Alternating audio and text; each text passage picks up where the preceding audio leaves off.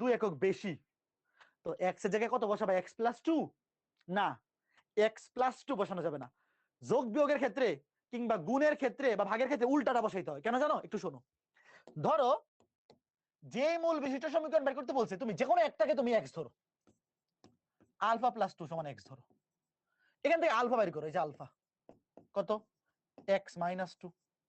দেখো এইবার এই যে সমীকরণটাকে তুমি সিদ্ধ করবা, তোমার তো সিদ্ধ করতে হবে আলফা দিয়ে, কারণ এই সমীকরণের মূল তো আলফা। এবার বলো তো এইখানে প্লাস 2 থাকলে এখানে কত বসবে? কে কে বুঝছো? ভাই এটার মেইন কনসেপ্ট হচ্ছে তুমি এদের যে কোনো একটাকে তুমি x ধরো, ধরে আলফা বের করো, কারণ তোমার এই সমীকরণটাকে সিদ্ধ করতে হবে আলফা দিয়ে।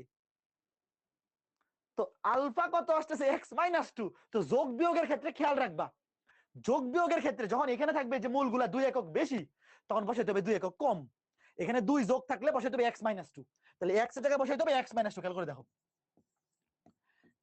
x এর জায়গায় বসবে x মাইনাস 2। আচ্ছা বলো তো এখানে যদি যদি এখানে মাইনাস থাকতো তাইলে কত বসাইতাম? এখানে প্লাস থাকলে এখানে বসাবো মাইনাস।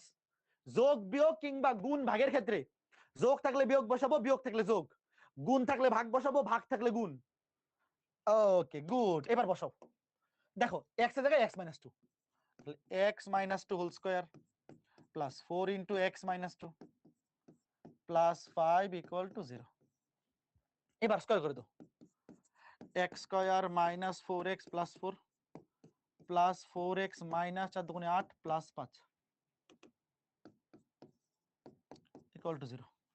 এবার ক্যালকুলেশন করো, x square minus 4x plus 4x কাটাকুটি, 5 আর 4 9, 9 থেকে 8 গেলে 1, x square plus 1 equal to 0। কে কে বুঝছো? খুবই সিম্পল ম্যাথ, খুবই simple math. x square plus 1 equal to 0 শেষ। আচ্ছা এই জিনিসটা কার কার মনে থাকবে বলো? প্রশ্নে যদি বলে যে মূলগুলা 2 একক বেশি, তাহলে বসাবা x এর জায়গায় x মাইনাস 2।